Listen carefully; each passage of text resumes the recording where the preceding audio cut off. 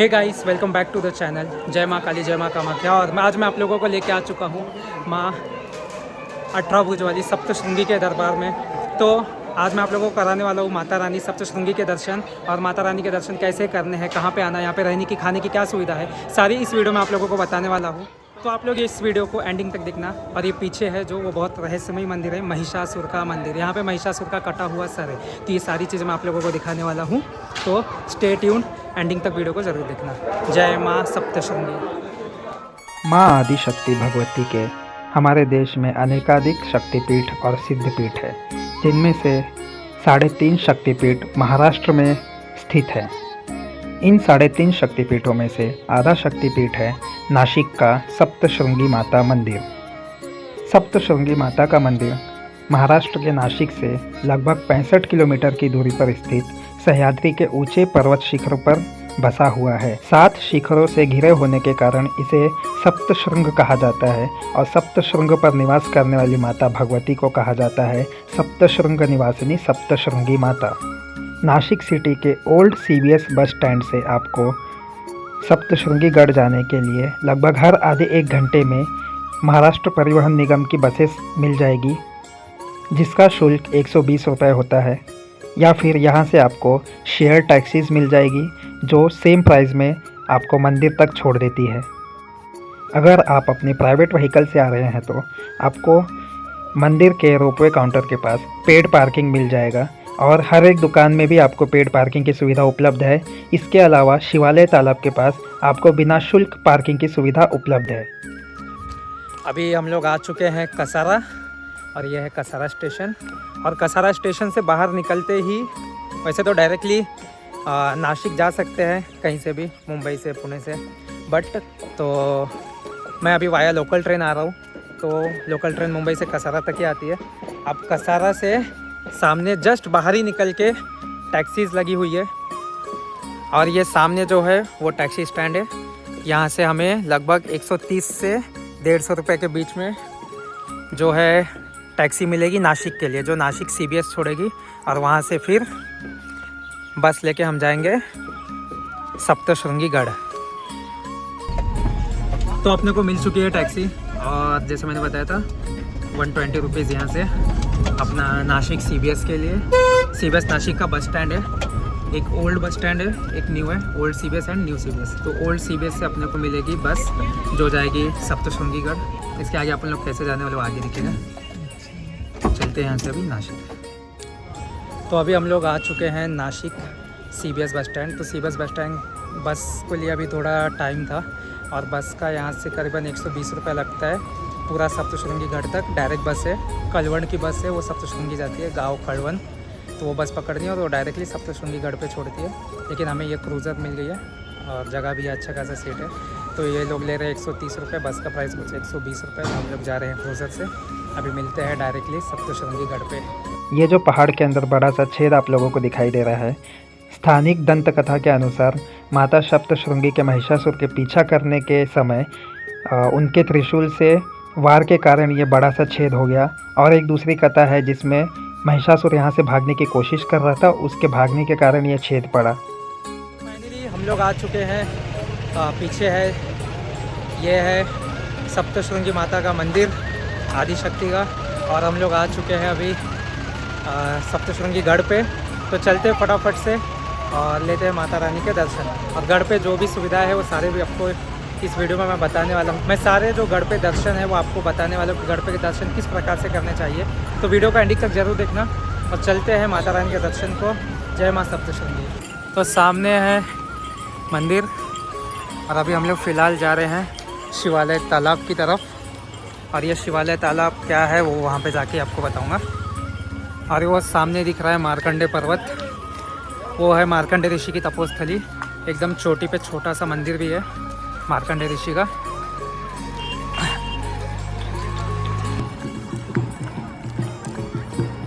वो सामने दिख रहा है शिवालय तीर्थ यानी शिवालय तालाब।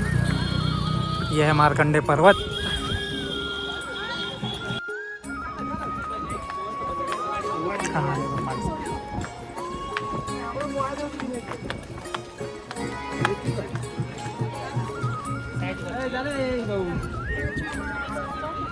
तो फाइनली ये है शिवालय तीर्थ। और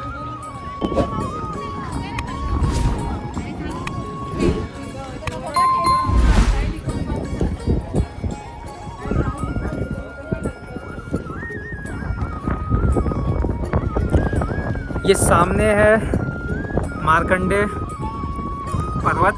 यहाँ पे मार्कंडेय ऋषि ने तपस्या की थी और सामने ऊपर एकदम चोटी पे छोटा सा उनका मंदिर भी है। और यहाँ पे अभी हम लोग जाने वाले हैं। ये है सतीचा कड़ा और इसका क्या इम्पोर्टेंस है वो भी अभी बताएंगे। तो सामने सतीचा कड़ा और ये है सतीचा कड़ा और सतीचा कड़ा के बाजू में ये है शिवालय तीर्थ। तो इस शिवालय तीर्थ में ऐसी मान्यता है कि स्नान करने के बाद ही माता के दर्शन को जाना चाहिए। और मैं भी अभी इसमें स्नान करने ही वाला हूँ। एक्चुअल में मुझे स्विमिंग नहीं आती है, तो देखते हैं कितना गहरा है। तो इसमें स्नान करने ही वाला मैं भी। स्नान करके हम जाएंगे सती के कड़ा पे दर्शन करने और वहाँ से जाएंगे फिर माता के मुख्य मंदिर के दर्शन करने।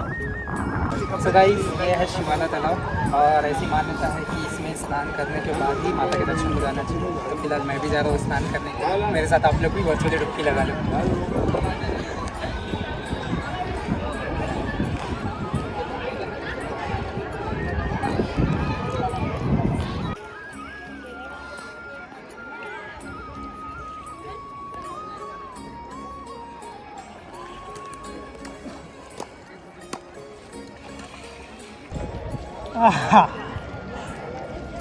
पानी बहुत ठंडा है। गढ़ पे जो गर्मी है ना बहुत ज़्यादा है, बट पानी बहुत ठंडा है। तो मैं यहीं तक उतरने वाला हूँ क्योंकि अंदर स्लिपरी है, शैवाल जमा काई जमा हो गई है।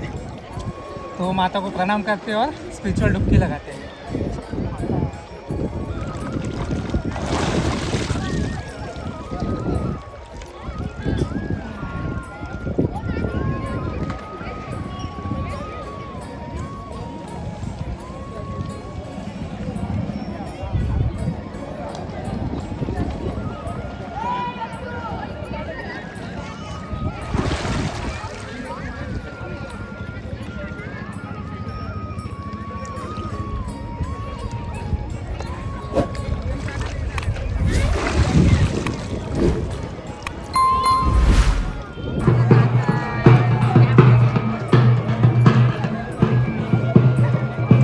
फाइनली अपना स्नान हो चुका है और मैंने ड्रेस भी चेंज कर लिया स्नान करके।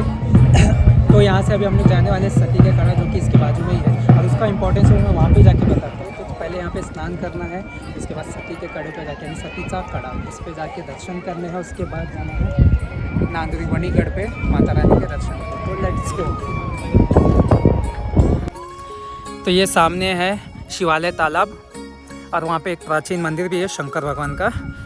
तो और उसके अपोजिट डायरेक्शन में है सप्तशृंगी माता का मंदिर और यहाँ से ये रास्ता जाता है। सामने है सतीचा कड़ा। तो चलते हैं सतीचे कड़े पे।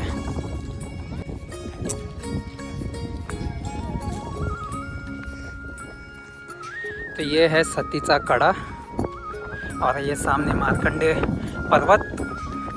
और भाई ये जो वैली देखो,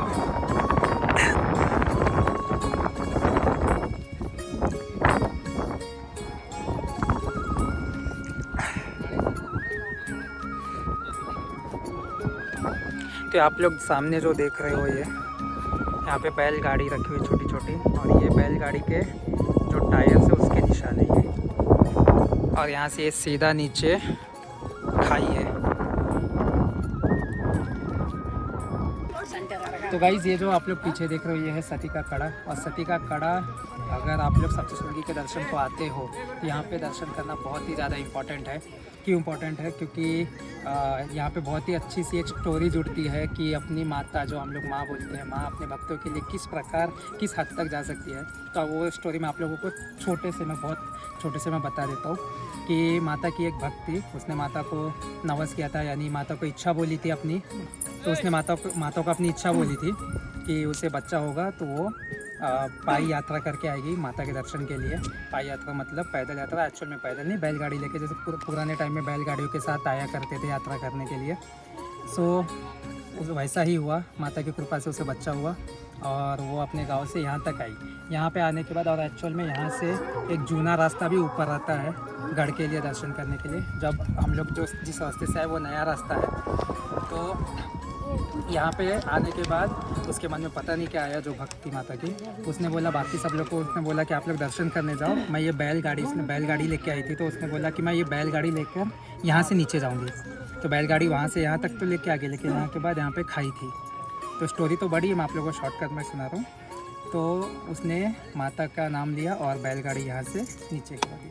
तो बैलगाड़ी माता की कृपा से बैलगाड़ी वैसे को वैसा सुखरूप नीचे पहुँची और माता गढ़ छोड़कर नीचे आई उसे बचाने के लिए, और उसको वापस अपने भक्त को लेकर ऊपर आ गई। उसके बाद यहाँ पे जो आप लोग देखते हो, ये जो बैलगाड़ी के टायर का निशान है वो निशान पड़ गया। तो माता ने उन्हें आशीर्वाद दिया और कहा कि हमेशा तुम यहाँ पे ही रहो और इसके आगे किसी भी जो भक्त को जाने मत देना, क्योंकि इसके आगे खाई है। तो वो बैलगाड़ी नीचे गई और नीचे से माता ने अपना चमत्कार दिखाते हुए बैलगाड़ी को वापस से ऊपर यहाँ पे लाके खड़ा कर दिया। तो जो आप लोग देख रहे हो ये बैलगाड़ी के टायर के निशान है जिसमें सिंदूर लगाया गया है, और यहाँ पे फिर ऐसा मन्नत के तौर पर बैलगाड़ी, छोटे छोटे बैलगाड़ी है वो जो छोड़े जाते हैं। तो यहाँ पे बहुत ही अच्छी सी स्टोरी है। माता ने फिर अपने भक्त को कहा, माता ने अपने भक्त को कहा कि अब इसके बाद तुम यहाँ पे ही रहो, और मेरे दर्शन से माता ने आशीर्वाद भी दिया कि आप मेरे दर्शन से पहले सबसे पहला दर्शन तुम्हारा होगा।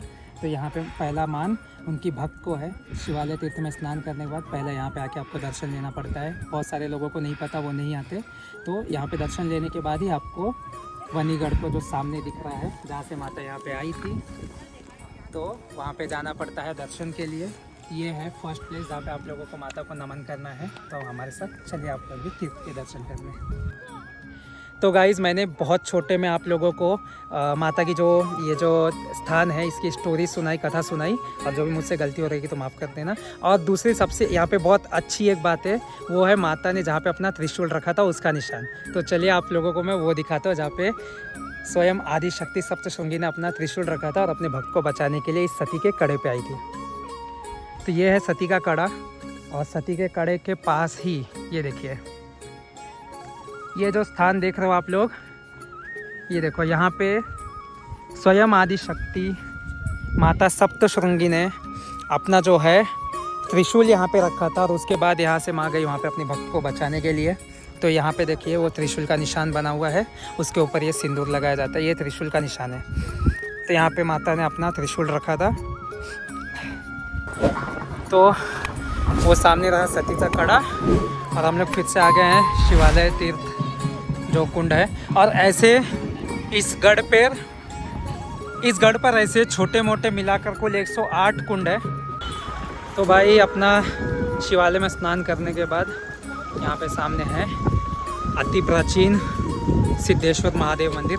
तो बाबा भोले के दर्शन करते हैं, उसके बाद चलेंगे माता रानी के दर्शन को। तो देखिए ये है शिवालय तीर्थ, और यहाँ से बाहर निकल के ये आ जाता है अति प्राचीन हेमाड़पंथी श्री सिद्धेश्वर महादेव मंदिर सप्तशृंगीगढ़।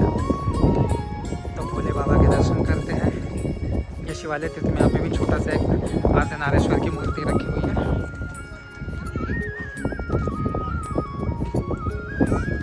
तो देखिए ये कितना प्राचीन शिव मंदिर है। तो चलते हैं अंदर, भोले बाबा के दर्शन करके चलेंगे सामने माता रानी के दर्शन को।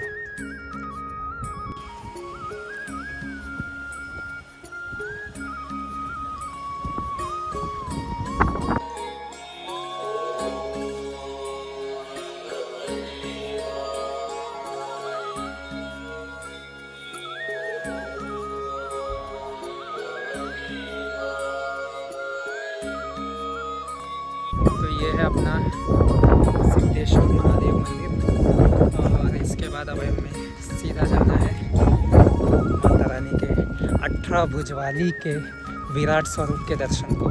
जी हाँ, माता यहाँ पे अपने बहुत ही भव्य विराट स्वरूप में दर्शन देती है अपने भक्तों को।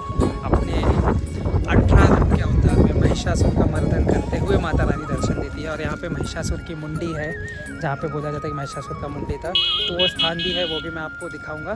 तो चलते हैं, जय माता दी। तो ये रास्ता है जो शिवालय तीर्थ से आता है, और एक ये रास्ता, ये रास्ता जाएगा शिवालय तीर्थ से। अगर हम लोग आते हैं तो ये सीधा मंदिर की तरफ जाता है ये रास्ता, और अगर हम लोग नीचे से आके कोई शिवालय तीर्थ में नहीं जाना चाहता तो ये रास्ता है जो आगे जाके वहाँ पे गाड़ी पार्किंग होती है और वहाँ आगे से मंदिर को ही जाता है।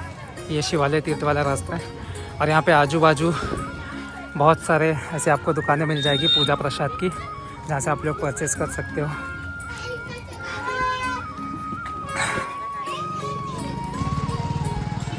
तो अगर आप लोग वनीगढ़ पे आते हो और स्टे करना चाहते हो, वैसे तो एक दिन में ही दर्शन करके मोस्टली नीचे चले जाते हैं, बट अगर आप लोग स्टे करना चाहते हो तो इस तरह के आप लोगों को यहाँ पे बहुत सारे जो गेस्ट हाउस है, लॉजेस है, वो आपको मिल जाएगा। और इसके अलावा जो सप्तशृंगी ट्रस्ट है उसका भी यहाँ पे निवास है, वहाँ पे भी आप लोग नीचे जाके है तो वहाँ पे भी आप लोग पूछताछ कर सकते हो। और यहाँ पे यूजुअली अगर सीज़न नहीं है, नवरात्रि या पूजा जो भी टाइमिंग होता है, जो पीक टाइम होता है वो नहीं है, तो आपको लगभग 800-1200 के रेंज में एक नॉर्मल कमरा मिल जाएगा। और अच्छे कमरे भी आपको रूम्स मिल जाएंगे 1500-2000 के रेंज में। तो फाइनली हम लोग आ चुके हैं, ये सामने है श्री सप्तशृंगी निवासिनी देवी ट्रस्ट लिखा हुआ, और ये है मेन द्वार। और यहाँ से हम लोग सीढ़ियों के द्वारा चल के जाने वाले हैं। सप्तशृंगी माता के मुख्य मंदिर तक जाने के लिए आप सीढ़ियों से भी जा सकते हैं। इसके अलावा यहाँ पर रोपवे की सुविधा भी उपलब्ध है, जिसका शुल्क 110 रुपये बड़ों के लिए और बच्चों और बूढ़ों के लिए 55 रुपये है। ये रोपवे आपको 2 मिनट में माता के मंदिर तक पहुँचा देता है। यहाँ पर बूढ़े और हैंडीकैप लोगों के लिए व्हील चेयर और स्पेशल लिफ्ट की सुविधा भी उपलब्ध है, जिससे कि इनके भी दर्शन सुगम तरीके से हो सके। सप्तशृंगी मंदिर ट्रस्ट द्वारा भक्तों को रहने के लिए यहाँ पर भक्त निवास की सुविधा भी उपलब्ध कराई गई है। यहाँ पर 100 रुपये की डॉर्मेटरी से लेकर आपको 2000 रुपये तक के एसी कमरे उपलब्ध हैं। इसी भक्त निवास के बगल में आपको अन्नपूर्णा प्रसादालय मिल जाएगा, जहाँ पर सप्तशृंगी मंदिर ट्रस्ट द्वारा भक्तों को रीज़नेबल प्राइस में भोजन की सुविधा उपलब्ध कराई जाती है। यहाँ पे आपको 2 प्रकार की थाली मिलेगी, जो है सादी थाली जिसका प्राइस होता है 20 रुपये और स्पेशल थाली जिसका प्राइस होता है 60 रुपये। इस भोजनालय का समय सुबह 8 बजे से लेकर दोपहर के 2:30 बजे तक और शाम को 7 बजे से लेकर रात के 9 बजे तक होता है। तो ये है मेन महाद्वार और सामने से जा रही है सीढ़ियाँ। तो फाइनली हम लोग आ चुके हैं ये माता रानी के मंदिर की सीढ़ियाँ, और लगभग यहाँ से 450 सीढ़ियाँ चढ़ के हमें ऊपर जाना है। और यहाँ पे बाजू में है महिषासुर का मंदिर, जहाँ पे महिषासुर की मुंडी है। तो चलते हैं माता रानी के दर्शन को। माता के दर्शन से पहले आपको सीढ़ियाँ चढ़ते समय प्रथम दर्शन होते हैं महिषासुर के। जी हाँ, ये वही महिषासुर है जिसका वध करने के लिए माता यहाँ पर आई थी। तो यहाँ पे उसी महिषासुर का धड़ से अलग किया हुआ सिर है और उसी का मंदिर है। तो सबसे पहले आपको इस महिषासुर के मंदिर के दर्शन करने होते हैं, उसके बाद माता की सीढ़ियाँ चढ़कर ऊपर माता के भव्य दर्शन करने होते हैं।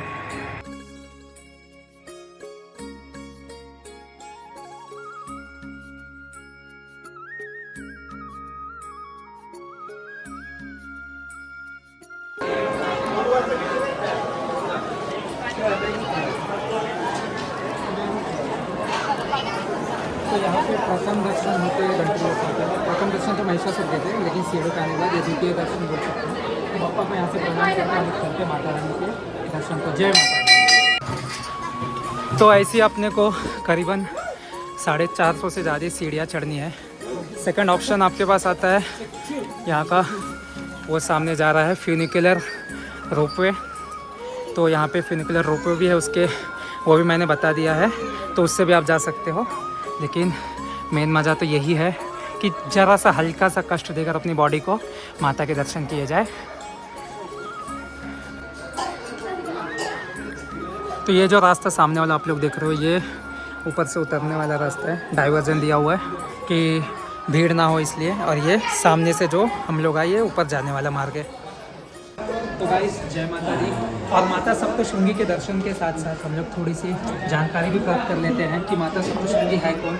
एक्चुअली महाराष्ट्र में से आप सभी लोगों को पता है कि महाराष्ट्र में टोटल 3.5 शक्तिपीठ है। 3.5 में से जो 3 शक्तिपीठ है वो है श्री कोल्हापुर महालक्ष्मी, श्री तुलजा भवानी और श्री रेणुका माता माहुरगढ़ वाली। तो जो आधा शक्तिपीठ है वो स्वयं माता सप्तशृंगी है। और इसे आधा शक्तिपीठ क्यों कहा जाता है? एक्चुअल में जो सप्तशृंगी माता का मंदिर है ये संपूर्ण शक्तिपीठ है, ये आधा शक्तिपीठ नहीं है, इसलिए इसे आद्य शक्तिपीठ कहा जाता है। और आद्य शक्तिपीठ का ही अपभ्रंश होकर आधा यानी आधा हो गया, तो तब से इसे आधा शक्तिपीठ कहा जाने लगा। बट जो माता सप्तशृंगी है वो श्री महालक्ष्मी, महासरस्वती और महाकाली त्रिगुणात्मिका है, यानी तीनों की सम्मिलित शक्ति है माता सप्तशृंगी, जिनका हमें मंदिर में भव्य दर्शन, लगभग 8 फीट ऊंची प्रतिमा के दर्शन होते हैं, महिषासुर का वध करते हुए, नाना प्रकार के आयुधों को हाथ में लिए हुए। तो इसी प्रकार मैं आप लोगों को रास्ते में थोड़ी थोड़ी और भी माता की बातें बताते जाऊँगा। तो इतना याद रखिएगा कि माता का जो आधा शक्तिपीठ बोला जाता है सिर्फ बोलने के लिए है, ये संपूर्ण शक्तिपीठ है, या फिर आप आधे की जगह पे आद्य पीठ भी कह सकते हो।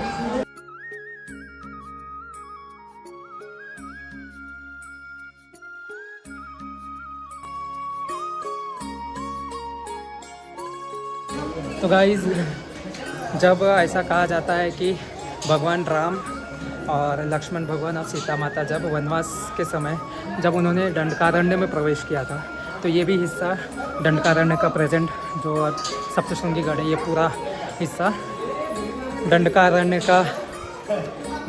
का क्षेत्र था। और यहाँ पे स्वयं भगवान राम भी माता के दर्शन के लिए आए थे, ऐसा कहा जाता है।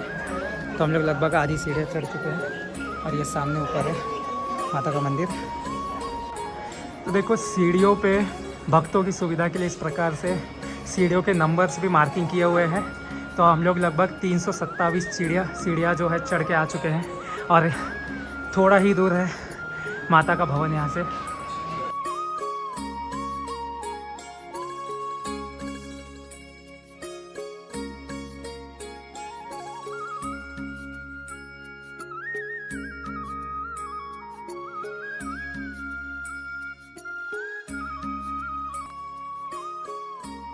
मंदिर के गर्भ में आपको माता की लगभग 8 फीट ऊंची भव्य सी सिंदूर चर्चित मूर्ति दिखाई देती है, जिसे देखकर ही लोग मंत्रमुग्ध हो जाते हैं। पौराणिक कथा के अनुसार किसी भक्त को मधुमक्खी का छत्ता निकालते वक्त माता की इस भव्य मूर्ति के दर्शन हुए थे। तो आज के बाद कभी भी आप सप्तशृंगी माता के दर्शन को आते हो तो अपने मन में ये शंका बिल्कुल नहीं रखना कि ये आधा शक्तिपीठ है। हमेशा याद रखना कि ये भगवती का संपूर्ण सिद्ध पीठ है, आधा शक्तिपीठ नहीं। सप्तशृंगी देवी मंदिर एक शक्तिपीठ नहीं, एक सिद्ध पीठ है, क्योंकि माता यहाँ पे सशरीर विद्यमान है। धार्मिक मान्यताओं के अनुसार महाराष्ट्र में टोटल 4 शक्तिपीठ है, जिन्हें ओम की उपमा दी गई है, जिसमें क्रमशः श्री रेणुका माता, श्री कोल्हापुर निवासिनी महालक्ष्मी और श्री तुलजा भवानी माता, और आधा शक्तिपीठ कहे जाने वाली श्री 18 भुज वाली जगदम्बा सप्तशृंगी माता है। सप्तशृंगी माता को आधा शक्तिपीठ कहे जाने का एक कारण यह भी है कि ओम में 3.5 मात्राएं होती है। तो ओम की आकार, उकार और मकार मात्रा ये क्रमशः 3 शक्तिपीठों के लिए, और जो ओम में अर्ध चंद्रमा होता है ये माता सप्तशृंगी को दर्शाता है। तो इसी वजह से माता के मंदिर को अर्ध शक्तिपीठ यानी आधा शक्तिपीठ भी कहा जाता है। पर माता का मंदिर स्वयंभू आद्य शक्तिपीठ है, ना कि आधा शक्तिपीठ। आधा शक्तिपीठ इसे इस मात्राओं की वजह से भी कहा जाता है।